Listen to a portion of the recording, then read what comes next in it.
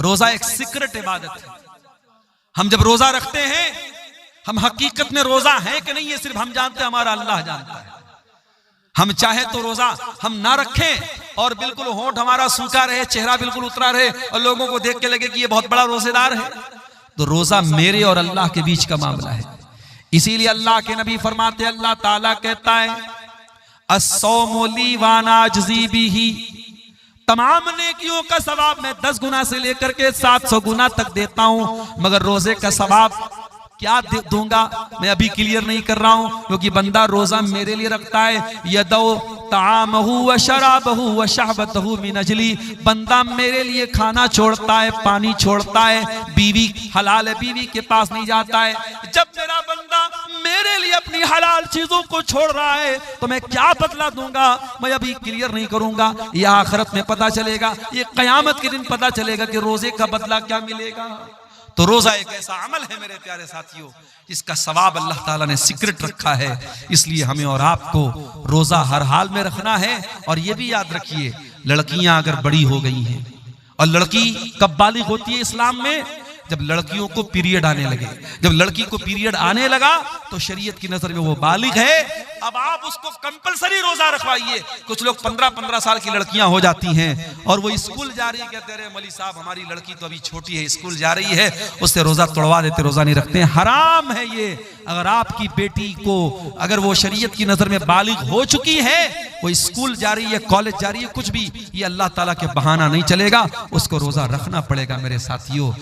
और आगे बढ़िए, यूनुस अलैहिस्सलाम को देखिए, अपनी कौम को छोड़ के चले गए अल्लाह की इजाजत के बगैर, अल्लाह की मर्जी के बगैर, अल्लाह की इजाजत के बगैर, अल्लाह के हुक्म के बगैर अपनी बस्ती को छोड़ के चले गए।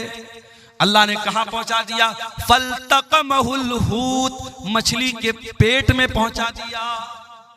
कितनी बड़ी मछली रही होगी, और उस मछली के पेट में यूनुस अलैहिस्सलाम बिल्कुल सही सलामत हैं। यह भी अल्लाह की बहुत बड़ी कुदरत है। मछली के पेट में यूनुस अलैहिस्सलाम पहुंच गए।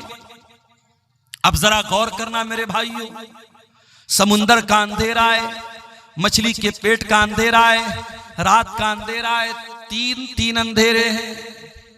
यूनुस अलैहिस्सलाम तीन अंधेरों में पहुंच चुके हैं। दुनिया का कोई नेटवर्क वहां नहीं पहुंच सकता है। आज का दौर होता, एयरटेल भी काम न करता, BSNL भी काम न करता, जियो भी काम नहीं करता। आज पहाड़ों पे चले जाओ, मोबाइल का नेटवर्क काम करना बंद कर देता है। फ्लाइट पे चले जाओ, एयरप्लेन मोड में मोबाइल को डालना पड़ता है। आज भी दुनिया इतनी तरक्की कर चुकी है, लेकिन बहुत सारी जगह ऐसी है जहां नेटवर्क नहीं मिलता है, जहां मोबाइल कंपनियों का नेटवर्क नहीं पहुंचता है। वो लोगों, जहां दुनिया के किसी नेटवर्क का कवरेज ना हो, जहां दुनिया का कोई सिम न पहुंच सके, वहां मेरे परवरदिगार का नेटवर्क मौजूद होता है। यूनुस अलैहिस्सलाम मछली के पेट में पहुंच चुके हैं। उन्हें एहसास हो गया, मुझसे गलती हो गई, मुझे अल्लाह की इजाजत के बगैर अपनी कौम को छोड़ के नहीं जाना चाहिए था। फनादा फिज़्ज़ुलुमात, उन्होंने मछली के पेट में अल्लाह को पुकारा। उनके दिल में एक बार भी ये ख्याल नहीं आया ये तो मछली का पेट है, ये तो अंधेरा है, ये तो समुंदर की गहराई है, यहाँ मेरी आवाज अल्लाह तक कैसे पहुंचेगी। यूनुस को यकीन था जहाँ दुनिया का कोई नेटवर्क ना पहुंचे वहां अल्लाह का नेटवर्क मौजूद है। फनादा फिज़्ज़ुलुमात, उन्होंने मछली के पेट में अल्लाह को पुकारा। और क्या पुकारा? ला इलाहा इल्ला अंता सुब्हानका इन्नी कुन्तु मिनज़्ज़ालिमीन। ऐ अल्लाह, तेरे सिवा मेरा कोई माबूद नहीं, तेरे सिवा मेरा कोई सहारा नहीं, सुब्हानका, तू पाक है, इन्नी कुन्तु मिनज़्ज़ालिमीन। ऐ अल्लाह, मैं बहुत बड़ा जालिम हूं, मुझसे गलती हो गई, अल्लाह मुझको माफ फरमा दे। हो लोगों, दुआ मांगने की तमीज सीखो, दुआ मांगने का तरीका सीखो। आगे रमजान आ रहा है, रमजान दुआओं का महीना है। जब रोजा रख के तुम अल्लाह से दुआ करोगे, अल्लाह जरूर तुम्हारी दुआ को सुनेगा। इसलिए कि अल्लाह कुरान में जहां रमजान का जिक्र करता है, जहां रोजे का जिक्र करता है, वहीं अल्लाह ये भी कहता है वइज़ा सालका इबादी अन्नी फइन्नी करीब। ऐ मेरे नबी, जब मेरे बंदे आपसे मेरे बारे में सवाल करें तो जवाब दे दीजिए, मैं करीब हूँ। उजीबु दावतद दाई, मैं दुआ करने वालों की दुआओं को सुनता हूं। शर्त ये फलयस्तजीबू ली वलयुमिनू बी, बंदे मेरी बात तो माने, बंदे मेरे ऊपर ईमान तो ले आए। अगर आप अल्लाह की बात मानेंगे, अल्लाह पर ईमान लाएंगे, अल्लाह आपकी हर दुआ सुनने को तैयार है। हमें दुआ मांगने का तरीका ही नहीं आता मेरे साथी।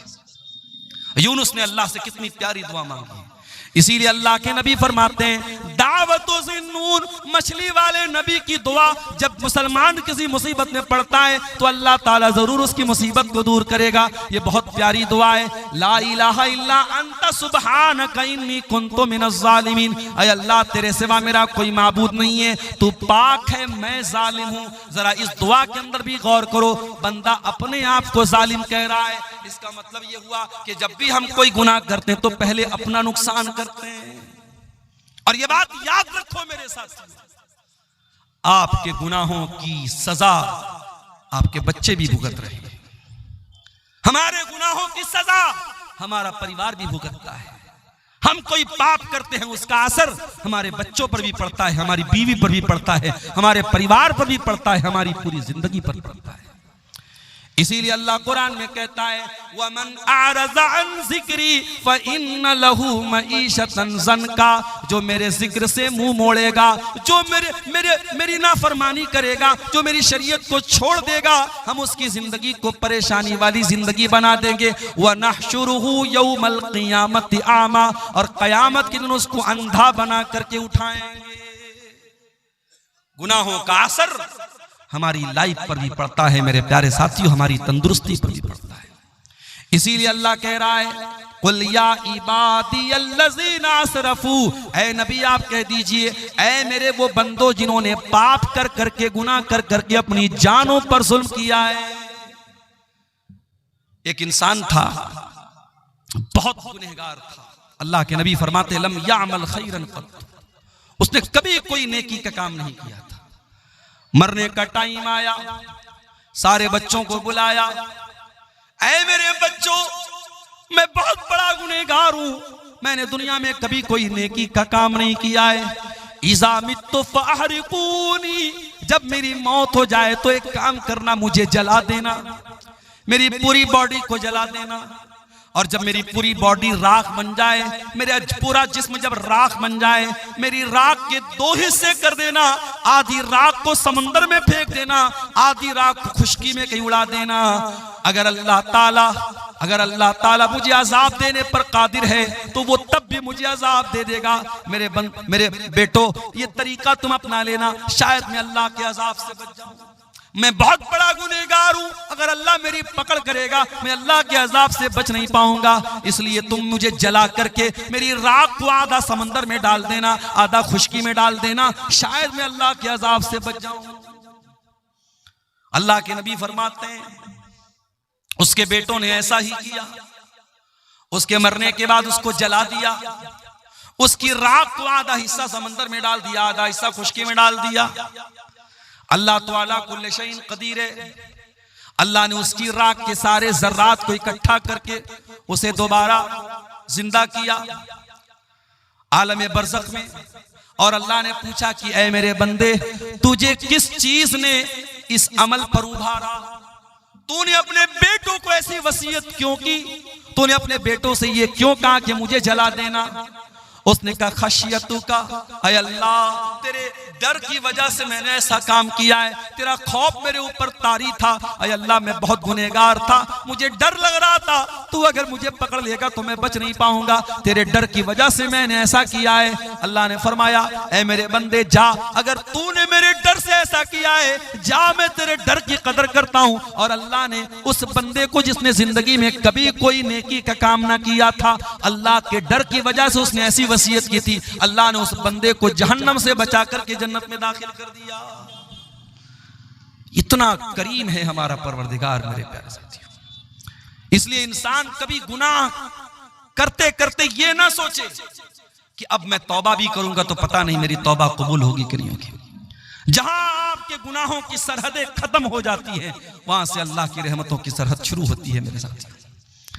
इसीलिए अल्लाह के नबी फरमाते, बड़ी लंबी हदीस है हजरत अबू ज़र ग़िफ़ारी की, और ये वो हदीस है अबू ज़र ग़िफ़ारी जब ये हदीस बयान करते थे तो उनसे बयान करने वाले अबू इद्रीस खौलानी ताबई जब इस हदीस को पढ़ने लगते थे तो घुटनों के बल गिर करके रोने लगते थे। बड़ी लंबी हदीस है, मैं उस हदीस का आखिरी टुकड़ा आपके सामने पढ़ रहा हूं।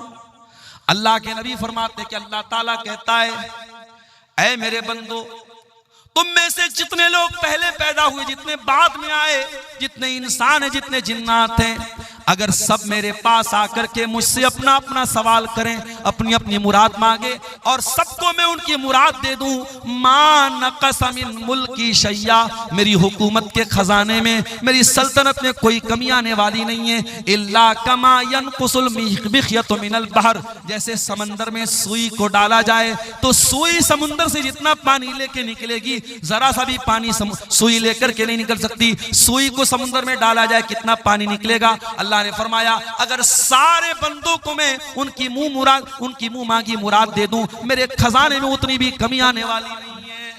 उसके बाद अल्लाह के नबी कहते हैं, अल्लाह ताला कहता है, ऐ मेरे बंदो, अगर सारी दुनिया के लोग सबसे ज्यादा मुत्तकी बन जाएं, परहेजगार बन जाएं, मा ज़ादा फी मुल्की शैया, मेरी सल्तनत में कोई बढ़ोतरी होने वाली नहीं है।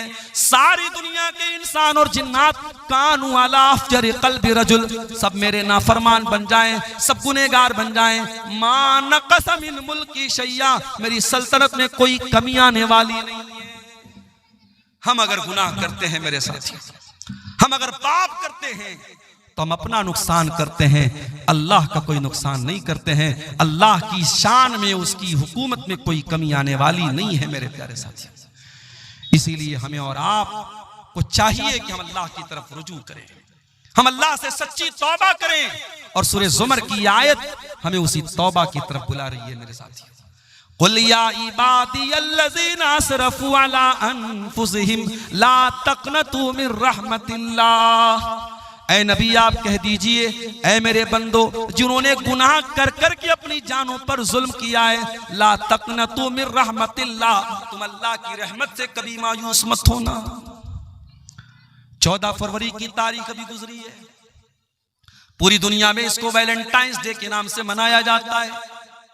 बहुत सारे लोगों ने उस दिन गलत काम भी किए, ज़िनाकारी का एक बाजार गर्म हुआ, वक्ती तौर पर गुनाह की लज्जत तो मिल गई, लेकिन याद रखो मेरे प्यारे साथियों, गुनाह वक्ती तौर पर तो लज्जत दे देता है, लेकिन परमानेंटली इंसान के लिए बहुत नुकसानदेह साबित होता है। ये जिना करने वाले, ये हराम काम करने वाले, ये नाजायज ताल्लुकात बनाने वाले, ये वक्ती तौर पर तो जरूर थोड़ी लज्जत पा लेते हैं, मगर परमानेंट तौर पर, दायमी तौर पर वो अल्लाह की तरफ से बहुत बड़ी बेबरकती के शिकार हो जाते हैं। उनकी जिंदगी से बरकत खत्म हो जाती है, वो अल्लाह की रहमत से धुतकार दिए जाते हैं। कुरान की आयत उन जिना करने वालों को भी दावत दे रही है, ला तक़नतू मिन रहमतिल्लाह, अगर तुमने वाकई में जिना कर लिया है, तुमने शराब पी ली है, तुमने गलत काम कर लिए हैं, तुमने कोई गुनाह का काम कर लिया है, ला तक़नतू मिन रहमतिल्लाह, आओ तुम्हारा परवरदिगार तुमको तौबा की दावत देता है, आ जाओ अल्लाह से सच्ची तौबा कर लो, अल्लाह तुमको कबूल करने को तैयार है। आज तो हालात ये हैं, अदालत में अपराधी पकड़ा जाता है, झूठा गवाह ला करके अपराधी अपने आप को बचा लेता है। पैसे वाला होता है, जज से भी समझौता कर लेता है, वकीलों से, अच्छे वकीलों को हायर करके अपने आप को बचा लेता है। अल्लाह की अदालत में तो ऐसा होने वाला नहीं है मेरे साथी। अल्लाह की अदालत में ना झूठा गवाह आएगा, न कोई गलत सबूत आप लेकर आ पाएंगे। अल्लाह की अदालत में तो अल्लाह जबान पर मुहर लगा देगा। फरमाया अल यौमा नख्तिमु अला अफवाहिहिम व तुकल्लिमुना अयदीहिम व तशहदु अर्जुलुहुम बिमा कानू यक्सिबून, कयामत के दिन हम तुम्हारे मुंह पर मुहर लगा देंगे, तुम्हारा हाथ गवाही देगा, तुम्हारे पैर गवाही देंगे। तुमने हाथों से क्या क्या करतूत किए थे, हाथ बोलेगा, तुमने पैरों से क्या क्या करतूत किए थे, पैर बोलेगा। हत्ता इज़ा मा जाऊहा शहीदा अलैहिम समउहुम व अबसारुहुम व जुलूदुहुम बिमा कानू यामलून, कयामत के दिन जब तुम अल्लाह की बारगाह में आओगे, तुम्हारा कान भी तुम्हारे खिलाफ गवाही देगा। ओ कानों में एयरपॉड लगा करके दिन रात गाना सुनने वालों, ओ म्यूजिक में रातें बसर करने वालों, ओ बाइक चलाते हुए गाना सुनने वालों, ओ कार चलाते हुए गाना सुनने वालों, तुमने कानों से क्या क्या सुना है, ये कान कल कयामत के दिन गवाही देंगे। हत्ता इज़ा मा जाऊहा शहीदा अलैहिम समउहुम व अबसारुहुम और फेसबुक की रील्स और इंस्टाग्राम के वीडियोस पर अपना टाइम बर्बाद करने वाले मेरे नौजवानों, अपनी आंखों से गंदी चीजें देखने वाले मेरे नौजवान साथियों, ये आंखें भी कयामत के दिन बोलेंगी, ये आंखें भी गवाही देंगी। और एक बात मैं बोलना चाहूंगा मेरे साथियों, क्योंकि रमजान अब सिर्फ 2 दिन की दूरी पर हमसे, हो सके तो 1 महीना के लिए ये रील्स की दुनिया से अपने आप को बाहर निकालता। ये रील्स कोई मामूली चीज नहीं है, ये रील्स गंदी फिल्मों से बड़ा किरदार अदा कर रही है, हमारे बच्चों को बर्बाद कर रही है, हमारी लड़कियों को बर्बाद कर रही है। इन रील्स को मेरे भाइयों रमजान की रातों को बर्बाद करने का जरिया मत बनाना, रमजान के दिनों को बर्बाद करने का जरिया मत बनाना। नेकी का मौसम आ रहा है, नेकी का महीना आ रहा है, हो सके तो कम से कम 1 महीना फेसबुक और इंस्टाग्राम को छोड़ देना, रील्स को छोड़ देना। और अगर नहीं छोड़ते हो तो याद रखो, ये आंखें भी कयामत के दिन गवाही देंगी और ये चमड़ी भी गवाही देगी। वक़ालू लिजुलूदिहिम लिमा शहिदतुम अलैना, और इंसान बोलेगा अपनी चमड़ी से कि तू कैसे गवाही दे रही है, तू कैसे बोल रही है। क़ालू अंतक़नल्लाहुल्लज़ी अंतक़ कुल्ल शै, इंसान की चमड़ी कहेगी कि अल्लाह ने हमको बोलना सिखाया है, इसलिए आज हम बोल रहे हैं। तो दुनिया में हमारे झूठे गवाह हमें बचा लेंगे, मगर अल्लाह की अदालत में कोई झूठा गवाह नहीं होगा। वहां कान गवाही देगा, वहां आंखें गवाही देंगी, वहां हाथ गवाही देंगे, वहां पैर गवाही देंगे। इसलिए मेरे प्यारे साथियों, इससे पहले कि अल्लाह की अदालत में हमारा केस जाए, हम दुनिया में अल्लाह से सच्ची तौबा कर लें, हम अल्लाह के सामने माफी मांग लें। नबी अकरम के पास एक सहाबी आए, उनका नाम था माइस बिन मालिक अस्लमी। उन्होंने अल्लाह के नबी के पास आके कहा, अय अल्लाह के नबी, इन्नी असब्तु ज़िना, मैंने ज़िना कर लिया है, मैं शादीशुदा इंसान हूं, मुझसे ज़िना हो गया है, मुझे मालूम है शादीशुदा की इस्लाम में ज़िना करने की क्या सजा है। अय अल्लाह के नबी, मैं आखिरत में ज़िना की सजा नहीं पाना चाहता हूँ, मुझे दुनिया में सजा दे दीजिए, मुझे पत्थरों से मार मार के खत्म कर दीजिए, मुझे रज्म कर दीजिए, मैं दुनिया की सजा झेलने को तैयार हूँ, मैं आखिरत में ये सजा नहीं झेलना चाहता हूँ। नबी अकरम ने अपने सहाबा से कहा, जरा पता लगाओ इन्होंने शराब तो नहीं पी है। सहाबा ने मुंह सूंघा, अय अल्लाह के नबी शराब के नशे में नहीं है। फिर आपने पता लगाओ इनका दिमाग तो नहीं खराब हो गया है, इनको पागलपन का दौरा तो नहीं आ रहा है। सहाबा ने तहकीक करके बताया, अय अल्लाह के नबी दिमाग भी बिल्कुल ठीक ठाक है। आपने फरमाया अच्छा जाओ बाद में आना। नबी ने एक मौका और दे दिया। कुछ दिनों के बाद माइस बिन मालिक अस्लमी फिर आते हैं, अय अल्लाह के नबी, मुझे ज़िना की सजा दे दीजिए, मैंने बहुत बड़ा पाप कर लिया है। आपने फरमाया जमीन में गड्ढा खोदो। गड्ढा खोदा गया, माइस का आधा धड़ गड्ढे में डाला गया, आधा धड़ बाहर रखा गया और पत्थरों से मार मार के माइस बिन मालिक अस्लमी को कत्ल किया गया। उनको ज़िना की सजा दी गई, उनको रज्म किया गया, उनको मार दिया गया। जब माइस को यह सजा दी गई, आपने उनके मरने के बाद कहा इनको कफनाया जाए, मैं इनका जनाजा पढ़ाऊंगा। हजरत उमर फारूक ने कहा, अल्लाह के नबी कैसी बात कर रहे हैं, एक ज़ानी का जनाजा आप पढ़ाएंगे, एक ज़िना करने वाले के जनाजे की नमाज आप पढ़ाएंगे। आपने फरमाया, लक़द ताब तौबतन लौ ताबहा सबऊन मिन अहलिल मदीनति लवसियतहुम। ऐ उमर, तुम्हें क्या मालूम ये इसने कितनी सच्ची तौबा की है। ऐ उमर, ये चाहता तो अपने आप को बचा सकता था, कौन जानता था इसने ज़िना किया है। इसने आकर के मेरे पास सच्ची तौबा की है, इसने आकर के अपने गुनाह का इकरार किया है। ऐ उमर, इसने इतनी सच्ची तौबा की है, अगर मदीना के 70 गुनहगार भी ऐसी तौबा कर लेते तो अल्लाह 70 गुनहगारों को माफ कर देता। नबी ने जनाजे की नमाज पढ़ाई। और इस वाक़े के कुछ ही दिनों के बाद अल्लाह के रसूल के पास एक औरत आती है। उस औरत का नाम तो नहीं मालूम, लेकिन वो कबीले गामिद की औरत थी, गामिदिया, उसको हदीसों में गामिदिया का नाम आया है।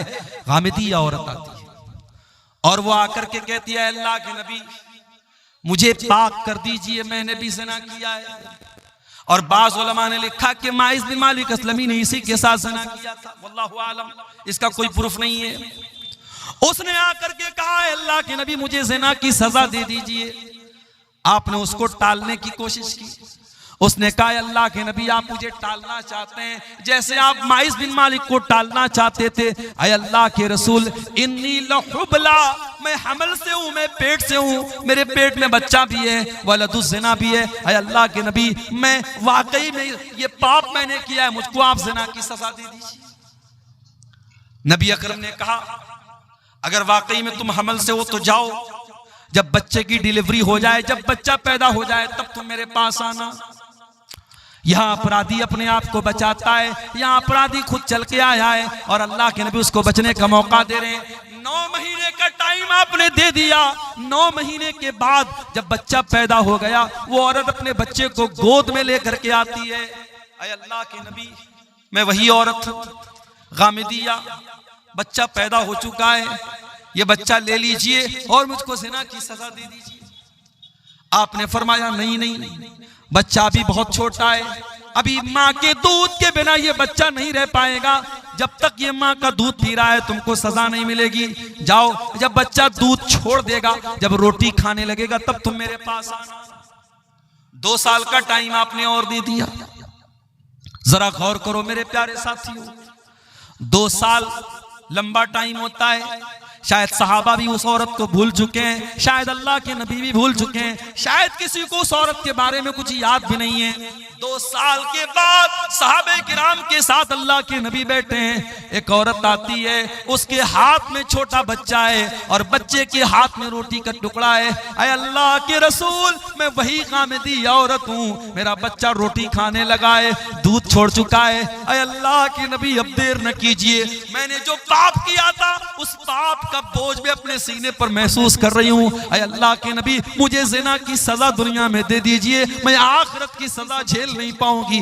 तहिरनी या रसूल अल्लाह, अय अल्लाह के नबी मुझे पाक कर दीजिए। आपने बच्चा एक मुसलमान के हवाले किया। औरत को गड्ढा खोद के गड्ढे में डाला गया, पूरे बदन को कस करके चादर से लपेटा गया ताकि बेपर्दगी ना हो। हाय हाय, औरत को ज़िना की सजा हो रही है, पत्थरों से मारा जाएगा। लेकिन इस्लाम औरत के पर्दे का कितना ख्याल रखता है कि ये सजा भी बेपर्दगी के साथ नहीं दी जाएगी। आज दुनिया वाले अपने आप को कहते हमने औरत को बड़ी इज्जत दे दी। अरे तुमने क्या इज्जत दी? अमेरिका का वो आदमी जिसका नाम जेफरी एप्स्टीन है, जिसके नंगेपन की फिल्में आज दुनिया के सामने आ रही हैं, जो 6 साल से लेकर के 14 साल तक की बच्चियों के साथ रेप किया करता था। बाकायदा उसका एक आइलैंड था अमेरिका में, और उस आइलैंड पर वो 6 साल से लेकर के 14 साल तक की बच्चियों को किडनैप करता था, उनके साथ दरिंदगी करता था, उनको नोचता था, उनके साथ ज़िना करता था। और यही नहीं, एप्स्टीन फाइल में यहां तक मौजूद है कि वो दरिंदा बच्चियों को कत्ल करके उनका गोश्त खाया करता था। ये दरिंदे ये आज इंसानियत की बात करते हैं, ये हैवान ये आज औरत की आजादी की बात करते हैं। अरे औरत को इज्जत अगर किसी ने दी है तो मजहब इस्लाम ने दी है, औरत को सम्मान किसी ने दिया है तो मजहब इस्लाम ने दिया है। औरत को सजा मिल रही है ज़िना की, मगर इस्लाम उस सिचुएशन में भी बेपर्दगी की तालीम नहीं देता है। नबी ने कहा उस औरत के पूरे बदन को कपड़े से कस करके बांधा जाए ताकि उसकी बेपर्दगी ना हो, उसके जिस्म की नुमाइश ना हो। पत्थरों से मारा जाने लगा, औरत का कपड़ा खून से लथपथ हो गया। थोड़ी देर के बाद उस औरत का इंतकाल हो गया। जब उसके ऊपर पत्थर मारा जा रहा था, उसके खून के कुछ छींटे हजरत खालिद बिन वलीद के कपड़े पर पड़ गए। खालिद बिन वलीद का सफेद कपड़ा, उस पर उस औरत के खून के छींटे पड़ गए। खालिद बिन वलीद की जबान से कुछ नाज़ेबा कलमात निकल गए, कुछ गलत चीजें निकल गई। पता नहीं कैसी गंदी औरत का खून मेरे कपड़े पर पड़ गया, इस तरीके का कोई जुमला उनके जुबान से निकल गया। नबी ने फरमाया महलन या खालिद, ऐ खालिद खबरदार, अपनी जबान को लगाम दो। लक़द ताबत तौबतन लौ ताबहा साहिब मुहसिन लगफिर लहू। ऐ खालिद, इस औरत ने इतनी सच्ची तौबा की है, अगर कोई डाकू कोई डाका डालने वाला भी अगर तौबा करता तो अल्लाह ताला उसकी तौबा को कबूल कर लेता। मेरे प्यारे साथियों, उसके बाद अल्लाह के नबी ने उस औरत की भी जनाजे की नमाज पढ़ाई है। इसको तौबा कहते हैं मेरे प्यारे साथियों। जब गुनहगार अपने गुनाहों के एहसास के बोझ के तले दब जाए और अल्लाह से अपनी गुनाहों की माफी मांगे, इसको तौबा कहते हैं। तौबा कोई खिलवाड़ नहीं है मेरे प्यारे साथियों, तौबा कोई मजाक नहीं है। जब तक इंसान को अपने गुनाहों का एहसास न हो, जब तक अपने गुनाहों की जिंदगी पर शर्मिंदगी न हो, नदामत न हो, जब तक उसकी आंखों से नदामत के आंसू न बहते हो, तब तक तौबा का कोई मतलब नहीं। और ये भी याद रखो मेरे प्यारे साथियों, अगर इंसान ने कोई ऐसा गुनाह किया है जिसका ताल्लुक हुकूकुल इबाद से है, किसी की जमीन हत्या ली, किसी का माल हड़प लिया, किसी के साथ चीटिंग कर ली, बेईमानी कर ली, फ्रॉड कर लिया, किसी की जमीन पर नाजायज कब्जा कर लिया, किसी के मकान पर तजावुज कर लिया, तो ये वो गुनाह है जो सिर्फ तौबा करने से माफ नहीं होगा, जो सिर्फ अल्लाह के सामने रोने से माफ नहीं होगा। अगर आपने हुकूकुल इबाद पे डाका डाला है, अगर आपने किसी का हक मारा है, तो वो हक आपको देना पड़ेगा। दुनिया में पैसे के बदले आप पैसा देते हैं। ये नेपाल बॉर्डर का इलाका है, मैंने देखा चंदे में नेपाल का भी कुछ पैसा नजर आ रहा है। बॉर्डर के इलाकों में नेपाल का पैसा भी चल रहा है, इंडिया का पैसा उस पार चल रहा है, उधर का पैसा इस पार चल रहा है बॉर्डर के इलाके में। लेकिन आप इंडिया का पैसा सऊदी अरब में लेके जाएं, नहीं चलेगा, वहां रियाल चलेगा। दुबई आप लेके चले जाए, वहां आपका इंडिया का पैसा नहीं चलेगा, वहां दिरहम चलेगा। कुवैत में आप चले जाएं, वहां दीनार चलेगा। अमेरिका में चले जाएं, वहां डॉलर चलेगा। ब्रिटेन में आप चले जाएं, वहां पाउंड चलेगा। आप दुनिया के मुख्तलिफ मुल्कों में चले जाएं, वहां उनकी करेंसी चलती है। मेरे प्यारे साथियों, आखिरत में जब मरने के बाद हम अल्लाह के यहाँ जाएंगे, तो वहां दुनिया का माल और दुनिया की दौलत और दुनिया की करेंसी नहीं चलेगी, वहां करेंसी चेंज हो जाएगी। अगर दुनिया में हमने किसी का माल हड़पा है, किसी की जमीन हड़पी है, किसी बहन बेटी के साथ हमने ज्यादती की है और उसका हक मारा है, तो कयामत के दिन हमें अपनी नेकियों से हाथ धोना पड़ेगा। कोई हमारी नमाज लेके चला जाएगा, कोई रोजा लेके चला जाएगा, कोई तरावी लेके चला जाएगा, कोई हज लेके चला जाएगा, कोई उम्रा लेके चला जाएगा, और उसके बाद भी अगर हकदार खड़े होंगे, अल्लाह के नबी फरमाते हैं सुम्मा उखिज़ मिन सय्यिआतिहिम, फिर उनके गुनाहों को लेकर के हमारे नामे आमाल में डाला जाएगा। और इंसान जो दुनिया से नेकी का पहाड़ लेके गया था, अगर हुकूकुल इबाद का मामला गड़बड़ है, तो हालत ये हो जाएगी कि गुनाहों से लथपथ होकर के जहन्नम में फेंक दिया जाएगा। इसलिए मेरे प्यारे साथियों, अगर सच्ची तौबा करना चाहते हो हुकूकुल इबाद से, तो दुनिया में हक दे दो, हक दे दो। और अगर किसी को ज़बान से तकलीफ पहुंचाई है, तो जाकर के माफी मांग लो। उसके बगैर अल्लाह ताला क्या माफी मिलने वाली नहीं है मेरे प्यारे साथियों। अल्लाह के प्यारे नबी फरमाते हैं लतुअद्दुन्नल हुकूक इला अहलिहा यौमल क़ियामह, तुम्हें क़यामत के दिन हकदारों को उनका हक देना पड़ेगा। हत्ता युक़ादल शातिल जलहाई मिनश्शातिल करना, यहाँ तक कि अगर बगैर सींग वाली बकरी को सींग वाली बकरी ने मारा है, अगर सींग वाली बकरी ने बगैर सींग वाली बकरी को मारा है, तो उसका भी क़िसास लिया जाएगा, उसका भी बदला लिया जाएगा। क़यामत के दिन उसका भी क़िसास लिया जाएगा मेरे साथियों।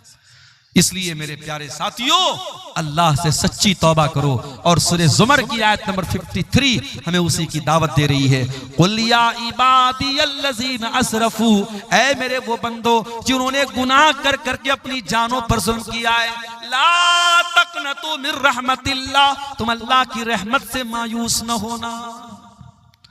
आगे रमजान आ रहा है, अगर आप तौबा करना चाहते हैं, अगर अपनी जिंदगी को चेंज करना चाहते हैं, अपने अंदर परिवर्तन लाना चाहते हैं, रमजान से अच्छा कोई मौका नहीं है। रमजान हमारी जिंदगी में चेंजिंग लाता है।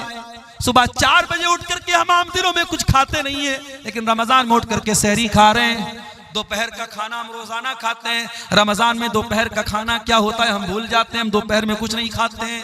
हम शाम को 5 बजे इफ्तार कर रहे हैं। रमजान ने हमारे खाने का टाइम चेंज कर दिया, हमारे पान पीने का टाइम चेंज कर दिया, हमारे सोने का टाइम चेंज कर दिया। जो रमजान हमारे खाने पीने सोने का टाइम चेंज कर सकता है, वो रमजान हमारे गुनाहों की दुनिया को भी चेंज कर सकता है। अगर कोई शराब पीता है, आए सच्ची तौबा करे कि इस रमजान से मैं शराब को हाथ नहीं लगाऊंगा। कोई सिगरेट पी रहा है, कोई नशा कर रहा है, कोई जिना कर रहा है, आए और इस रमजान में अल्लाह से सच्ची तौबा करे, अल्लाह अब मैं जिना के करीब नहीं जाऊंगा, मैं शराब के करीब नहीं जाऊंगा, मैं हराम काम के करीब नहीं जाऊंगा। मेरे प्यारे साथियों, रमजान एक बेहतरीन मौका है अल्लाह से सच्ची तौबा करने का। और इसीलिए रमजान के आखिरी अशरे में जो एक रात आती है, जिस रात को अल्लाह ने खैरुम मिनल फिशार 1000 महीनों से अफजल कहा है। 1000 महीना कितना होता है? 84 साल। एक रात की इबादत 84 साल से भी बेहतर है, उससे अफजल है वो रात रमजान के आखिरी अशरे की कोई रात है। हजरत आयशा ने पूछा, अय अल्लाह के नबी, अराअयता इन अलिमतु अय्य लैलतिन लैलतुल क़द्र, अय अल्लाह के नबी अगर मुझे पता चल जाए कि कौन सी रात कद्र की रात है, अगर मुझे मालूम हो जाए कि कौन सी रात शब कद्र है, मैं उसमें क्या पढ़ूंगी? आपने फरमाया, अय आयशा तुम ये दुआ पढ़ा करो, अल्लाहुम्मा इन्नका अफ़ुव्वुन तुहिब्बुल अफ़्वा फ़अफ़ु अन्नी, अय अल्लाह तू माफ करने वाला है, तू माफी को पसंद करता है, मुझको भी माफ कर दे। कितनी प्यारी दुआ है। रमजान के आखिरी अशरे में ताक रातों में है, हम अल्लाह से ये दुआ कर रहे हैं। हम अल्लाह से कारोबार नहीं मांग रहे हैं, जायदाद नहीं मांग रहे हैं, खेत खलिहान नहीं मांग रहे हैं, बच्चों की तंदुरुस्ती नहीं मांग रहे हैं, बीवी की सेहत नहीं मांग रहे हैं। हम क्या मांग रहे हैं? अल्लाहुम्मा इन्नका अफ़ुव्वुन तुहिब्बुल अफ़्वा, अय अल्लाह तू माफ करने वाला है और तू माफी को पसंद करता है। अय अल्लाह तू कुरान में बार बार कहता है, व इन ताफू व तस्फहू, ऐ मेरे बंदो तुम माफ कर दो ज्यादा बेहतर है। तुम बदला ले सकते हो, तुम इंतकाम ले सकते हो, मगर माफ कर दो तो ज्यादा बेहतर है। अय अल्लाह तू कुरान में बार बार ये ऐलान करता है, मेरे बंदो माफ कर दिया करो, मेरे बंदो दरगुजर कर दिया करो। अय अल्लाह इन्नका अफ़ू, तू माफ करने वाला है, तुहिब्बुल अफ़्वा, माफी को पसंद करता है, फ़अफ़ु अन्नी, अय अल्लाह मैं भी तेरा पापी बंदा हूँ, मैं गुनाहों की गठरी लेके आया हूँ, मैं गुनाहों की पोटली लेके आया हूँ। अय अल्लाह रमजान की ताक रातों में तेरी बारगाह में हाथ उठा के दुआ कर रहा हूँ, अय अल्लाह तू मेरे पापों को माफ कर दे, मुझे दरगुजर कर दे। ये दुआ भी मेरे प्यारे साथियों हमें सिखा रही है कि रमजान का बहुत अहम काम क्या है, हम तौबा करें। और बड़े बदनसीब हैं वो लोग जो रमजान में 14 घंटे भूखे रहते हैं, प्यासे रहते हैं, बीवी के पास नहीं जाते हैं, हलाल चीजों को अल्लाह के हुक्म पर छोड़ देते हैं, लेकिन हराम छोड़ने को तैयार नहीं है। अगर आप 14 घंटे हलाल छोड़ सकते हैं अल्लाह के हुक्म पर, तो हराम क्यों नहीं छोड़ सकते? यही तो ट्रेनिंग दे रहा है रमजान, यही तो ट्रेनिंग दे रहा है रोजा, कि अगर आप फजर से लेकर के मगरिब तक खाना हलाल है, पानी हलाल है, बीवी हलाल है, अगर आप हलाल चीजों को छोड़ सकते हैं तो ऐ शराब पीने वाले तू शराब क्यों नहीं छोड़ सकता? ऐ जिना करने वाले तू जिना क्यों नहीं छोड़ सकता? ऐ हराम रिलेशनशिप में अपनी जिंदगी बर्बाद करने वाले, अपने बीवी को धोखा देने वाले शौहर, अपने शौहर को धोखा देने वाली बीवी, तू क्यों नहीं हराम रिश्ते से तू तौबा कर सकती है? अगर तू अल्लाह के हुक्म पर हलाल को छोड़ सकती है तो हराम को क्यों नहीं छोड़ सकती है? कभी आपने गौर किया है मेरे साथ? हम जब रमजान में रोजा रखते हैं, गर्मी का मौसम होता है, अभी तो फरवरी में रमजान शुरू हो रहा है, हमने तो अप्रैल और मई में भी रमजान देखा है, सख्त गर्मी में भी हमने रमजान का रोजा रखा है। जब गर्मी में रोजा आता है हम क्या करते हैं? सुबह फजर के टाइम हमने सहरी की है, जोहर का टाइम आया, हम मस्जिद में आए, वजू बनाने के लिए हमने पानी मुंह में डाला, कुल्ली के लिए पानी मुंह में डाला, हमने हलक बिल्कुल सूख के कांटा बना है, पानी मुंह में गया है, पानी के 2-4 कतरे अगर हलक के नीचे डाल ले, कौन देखने वाला है? कोई कैमरा तो नहीं लगा है यहाँ पे, हमारे बगल वाले को भी नहीं मालूम होगा कि हम कुल्ली करने के लिए मुंह में पानी डाल रहे, पानी अंदर जा रहा है, उसको भी नहीं पता चलेगा। लेकिन गौर कीजिए वो कौन सी ताकत है मेरे साथियों, पानी मुंह में जा रहा है मगर बाहर आ रहा है, हलक के नीचे आप उतरने नहीं देते हैं। इसी का नाम तकवा है। और रमजान यही तकवा हमें सिखाता है। या अय्युहल्लज़ीना आमनू कुतिबा अलैकुमुस्सियामु कमा कुतिबा अलल्लज़ीना मिन क़ब्लिकुम लअल्लकुम तत्तक़ून। ऐ ईमान वालो, ये रमजान तुम्हें तकवा सिखाने के लिए दिया गया है। ये रोजा तुम्हें तकवा सिखा रहा है, ये तकवा की ट्रेनिंग दे रहा है। मेरे साथियों, असर का टाइम हो गया, भूख और प्यास के मारे आपका बुरा हाल है। आप अपने कमरे में आते हैं, कमरे में फ्रिज रखा हुआ है, फ्रिज में केला भी है, अनार भी है, अमरूद भी है, सेब भी है, शहद भी रखा हुआ है, तरह तरह की चीजें रखी हुई है।